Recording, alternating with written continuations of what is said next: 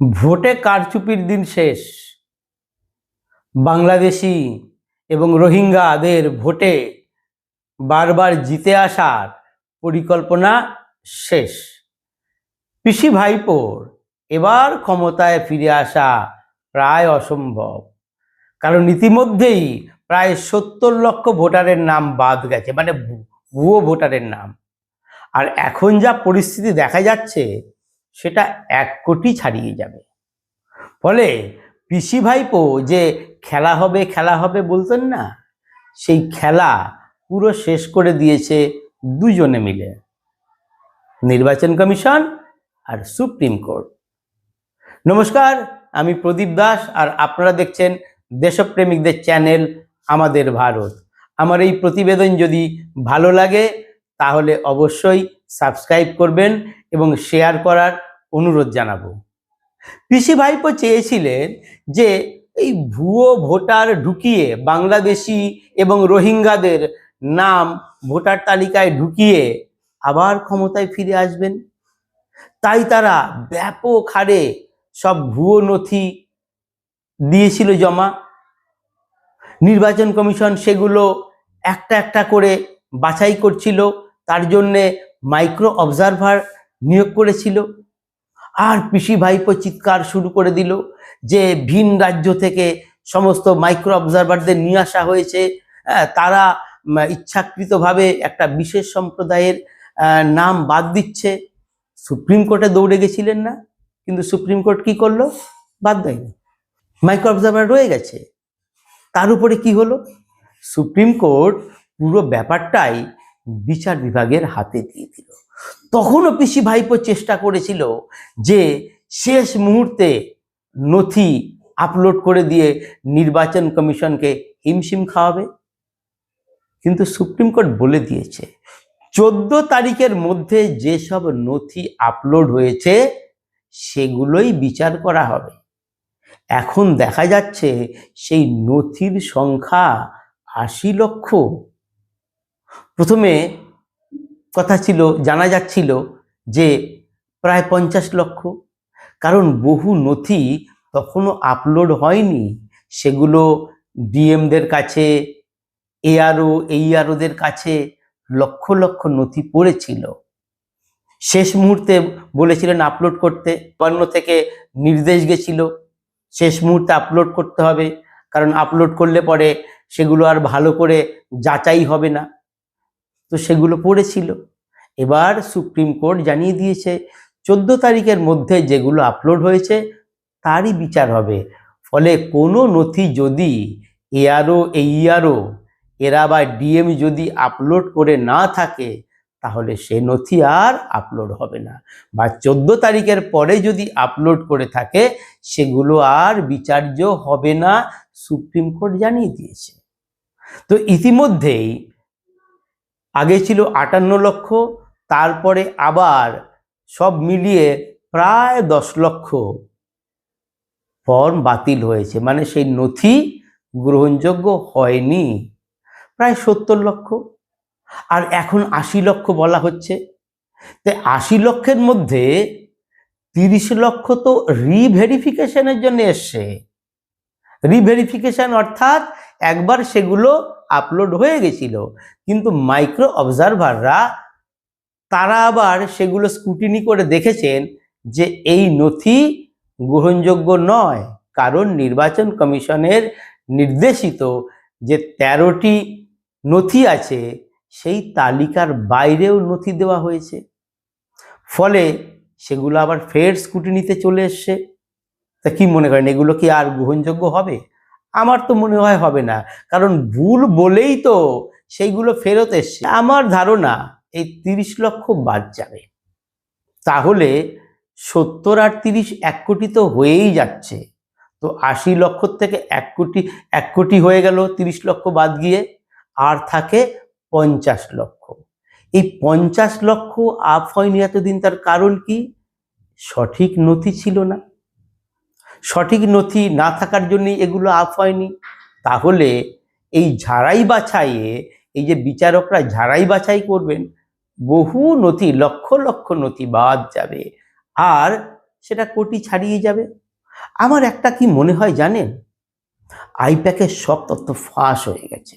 কারণ এই গোটা পরিকল্পনা করেছিল আইপ্যাক, মানে তৃণমূলের হয়ে গোটা প্ল্যানটা ছিল আইপ্যাকের, যে বাংলাদেশি, রোহিঙ্গা এই সমস্ত যে ভোটার আছে তাদের কিভাবে ভোটার তালিকায় রাখা যায়, কারণ তাদের নাম তো অলরেডি আছে, কিন্তু 2000 সালের পরে আছে, তাদের 2002 সালের পরে তাদের নাম উঠেছে। ফলে তাদের তো এবার আবার যাচাই হবে, তাদের তো আবার নথি দিতে হবে। তো আইপ্যাক গোটা পরিকল্পনা করে রেখেছিল। এবং যেদিন ইডি ওই প্রতীক জৈনের বাড়ি গেছিল, সেদিন ওই আমাদের পিসিমণি সেখানে দৌড়ে গেলেন। দৌড়ে গিয়ে তিনি সেই ছিনতাই বা ডাকাতি, কারণ ডাকাতি বলতে হবে, 5 জনের বেশি থাকলেই তো সেটা ডাকাতি হয় আইনি ভাষায়। তো সেই ডাকাতি করে নিয়ে এসেছিলেন, বলেছিলেন যে এইখানে তাদের নির্বাচন সংক্রান্ত নথি রয়েছে, এই হার্ড ডিস্কে রয়েছে, বিএলও দের তথ্য রয়েছে। আরে বিএলওদের তথ্য থাকবে কেন আইপ্যাকের কাছে? ওটা তো নির্বাচন কমিশনের কাছে থাকবে, তাদের কাছে থাকতে পারে বিএলএদের তথ্য। যা তিনি বলে ফেলেছিলেন সেই রয়েছে, তার মানে বিএলওদের আছে, বিএলএদের আছে, এবং আরও যে সমস্ত ইআরও এইআরও সব তথ্য ছিল। পাশাপাশি যেটা ছিল যে ভোটারদের যাদের এই তালিকায় নাম ঢোকাতে হবে সেই সব তথ্য ছিল। আমার মনে হয় সেই সব তথ্য ফাঁস হয়ে গেছে। তার কারণ কি জানেন? একটা জিনিস আমি লক্ষ্য করছি, এই যে ক্যানিংয়ে শৌকত মোল্লা দুর্দণ্ড প্রতাপ নেতা, বোমাবাজির কথা, যে সে নাকি বোম মারতে পারে, সেটা মুখ্যমন্ত্রী নিজেই বলেছেন। এখন তৃণমূলেরই এক নেতা তার বিরুদ্ধে অভিযোগ করছে যে শৌকত মোল্লা খুনি এবং তাকে মারার চেষ্টা করছে শৌকত মোল্লা। সেই শৌকত মোল্লার এলাকায় ছুটির দিনে আইসিডিএস অফিসার 1300 নথি দিয়েছে, এবং সেই 1300 নথি যাচাই হয়েছে। দেখুন, এটা তো ঠিক আছে, 1300 নথি দিয়েছে, আইসিডিএস প্রকল্পের নথি গ্রাহ্য হবে না, সেটা এআই ধরে নিয়েছে। কিন্তু সেই যে 25 তারিখ, 27 তারিখ আর 28 তারিখ নথিগুলো দেওয়া হয়েছে, সেগুলো ছিল ছুটির দিন, সেটা কি করে ধরলো? তাহলে এআই এর তো একটা সীমাবদ্ধতা আছে, তারও তো একটা সীমাবদ্ধতা আছে। তাহলে কি করে এটা হলো? আমার সেই মনে হয় সব তথ্য আইপ্যাকের ওই কম্পিউটারে ছিল, ল্যাপটপে ছিল, আর সেই তথ্য বোধহয় ফাঁস হয়ে গেছে। যার জন্য নির্বাচন কমিশনের কাজটা না অনেক সুবিধা হয়ে গেছে। তারা দেখে নিচ্ছে যে কোথায় কোথায়, আগেই তারা জেনে গেছে যে কোথায় কোথায় দুর্নীতি করার পরিকল্পনা ছিল, সেই অনুযায়ী নথি তারা ধরে নিচ্ছে, এবং তারা দেখছে যে সমস্ত ভুয়ো নথি, মানে আইসিডিএস প্রকল্পের অফিসার দিয়েছেন, তারপরে এই বাংলার বাড়ি প্রকল্পের বাড়ি পেয়েছে, তার নথি দিয়েছে, এরকম বহু নথি। এবং কিছু নথি তো আছে যেগুলো ঝাপসা, বোঝা যায় না, ভেবেছে বোঝা যাচ্ছে না, অতএব পাস। তারপরে দেওয়া হয়েছে খবরের কাগজের কাটিং, ওই যে পাস হয়ে যাবে তাড়াহুড়োতে, কিন্তু হবার নয়। আর তো তাড়াহুড়ো হওয়ার জায়গা নেই। তো আমার কি মনে হয় জানেন, এই সমস্ত তথ্য ফাঁস হয়ে গেছে। কিভাবে ফাঁস হয়েছে দেখুন, সেদিন ইডি সকাল 6টায় গেছিল, 12টা পর্যন্ত তারা সেখানে তল্লাশি করেছে, কম্পিউটার ঘাটাঘাটি করেছে। তারপরে দিদিমণি গেছেন, তিনি সেটা নিয়ে এসছেন। অনেক পুলিশ অফিসারকে বলতে শুনেছি, তারা বলছেন যে ইডি অফিসাররা ওখানে কি শুধু বসেছিলেন, তারা কি বসে বসে ছোলা ভাজা খাচ্ছিলেন? নিশ্চয়ই তথ্য তারা নিয়ে নিয়েছে, মানে এরকমই তারা বলতে চাইছে যে সেই তথ্যগুলো তারা কম্পিউটারে ট্রান্সফার করে নিলেই হয়ে গেল। আমার কি মনে হয়, যদি তারা নিয়ে থাকে তাহলে সেই তথ্য না ফাঁস হয়ে গেছে, আর ফাঁস হয়ে গিয়েই না বাস হয়ে গেছে, মানে ভাইপো তৃণমূলের পুরো বাস। আর এই পরিকল্পনা তো আইপ্যাকের, মানে ভাইপোরই সংস্থা, পুরোপুরি ভাইপোর নিয়ন্ত্রিত, বা ভাইপোকে আইপ্যাকে নিয়ন্ত্রণ করে। ফলে ফলে তাদের পরামর্শ মেনেই এটা করছিল। এবং পিসিমণি যখন সেইটা বুকে জড়িয়ে ধরছিল না, যে আমাদের হার্ড ডিস্ক, আমাদের হার্ড ডিস্ক, মানে যেটা আতঙ্ক, এটা হাতছাড়া হয়ে গেলে আর বোধহয় আর বাঁচা যাবে না, বাঁচা যাবে না। আসলে এবার বোঝা যাচ্ছে ওর ভেতরে এইসবই ছিল, এই প্রাণভ্রমরা ছিল। তাই তিনি বুকে একেবারে আগলে রেখে বলছিলেন যে আমাদের হার্ড ডিস্ক, আমাদের সমস্ত তথ্য আছে, ভোটের তথ্য আছে। তথ্য না ফাঁস হয়ে গেছে, আর ফাঁস হয়ে গিয়ে না বাঁশ হয়ে গেছে। আর ক্ষমতায় ফেরার সম্ভাবনা নেই। একটা একটা করে সেই সমস্ত বিচার হবে, চুলচেরা বিশেষ বিচার হবে। আর আজ সুপ্রিম কোর্ট নির্দেশ দিয়ে দিয়েছে যে কলকাতা হাইকোর্টের বিচারপতি যদি মনে করেন, তাহলে ঝাড়খণ্ড এবং ওড়িশা থেকে বিচারক আনতে পারেন। কারণ যেভাবে এই এসআইআর প্রক্রিয়া শুনানি মানে স্ক্রুটিনি প্রক্রিয়া চলছে, একজন বিচারক একদিনে 250-র বেশি দেখতে পারবেন না, তাহলে সেটা 80 দিন লেগে যাবে।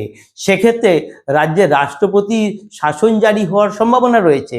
এর আগের দিন যখন শুনানি প্রক্রিয়া চলছিল, তখন প্রধান বিচারপতি বারবার রাজ্যের আইনজীবীদের উদ্দেশ্যে বলছিল যে এসআইআর প্রক্রিয়া যদি বাধা দেওয়া হয়, যদি ডিলে করা হয়, তাহলে পরিস্থিতি কি হবে সেটা কি আপনারা কল্পনা করতে পারছেন?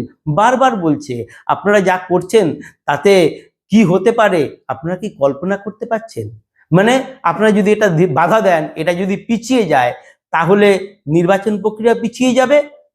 ফলে কি হবে? এই সরকার আর থাকবে না, তখন রাষ্ট্রপতি শাসন জারি হয়ে যাবে। রাষ্ট্রপতি শাসনের মাধ্যমে এইখানে তখন ভোট হবে। কিন্তু সুপ্রিম কোর্ট সেটা চাইছে না, সেটা আজকের রায় থেকে বোঝা যাচ্ছে। সুপ্রিম কোর্ট একদিকে বলছে যে একজন ব্যক্তির যে স্বাধীনতা রয়েছে, তার যে অধিকার, ভোটাধিকার, সেটাও আমাদের দেখতে হবে। তার পাশাপাশি নির্বাচন কমিশনের যে পবিত্রতা, সেটাও আমাদের রক্ষা করতে হবে। তাহলে কি করতে হবে? এই কাজটাকে দ্রুত করতে হবে। বর্তমানে 250 জন বিচারক এই কাজ করছেন। সুপ্রিম কোর্ট তাই জানিয়ে দিয়েছে কলকাতা হাইকোর্টের প্রধান বিচারপতি যদি মনে করেন, তাহলে তিনি উড়িষ্যা এবং ঝাড়খণ্ড থেকে আরো বিচারকদের আনতে পারবেন। এ ব্যাপারে সুপ্রিম কোর্টের প্রধান বিচারপতি উড়িষ্যা এবং ঝাড়খণ্ডের প্রধান বিচারপতিদের জানিয়েছেন যে কলকাতা হাইকোর্টের প্রধান বিচারপতি যদি কোনো অনুরোধ করেন, কোনো আবেদন করেন, তাহলে সেটা যেন দ্রুত তার ব্যবস্থা করা হয়।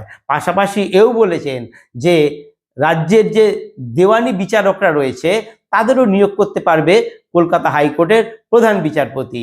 অর্থাৎ দেওয়ানি আদালতে যে সমস্ত বিচারকরা কাজ করছেন, তাদের অভিজ্ঞতা যদি 3 বছর হয়, তাহলে তারা এই এসআইআর কাজে কাজ করতে পারবে, নথি যাচাইয়ের কাজে, এবং কলকাতা হাইকোর্টের প্রধান বিচারপতি তাদের নিয়োগ করতে পারবেন।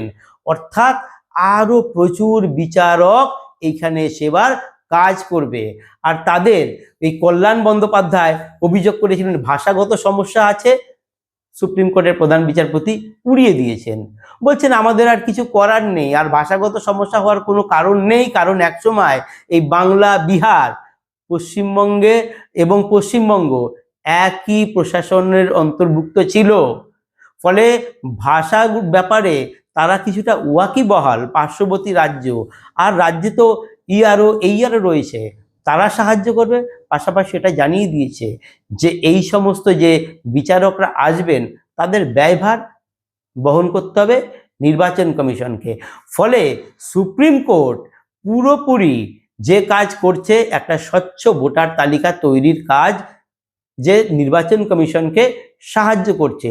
আর এটাই চাইছিল নির্বাচন কমিশন।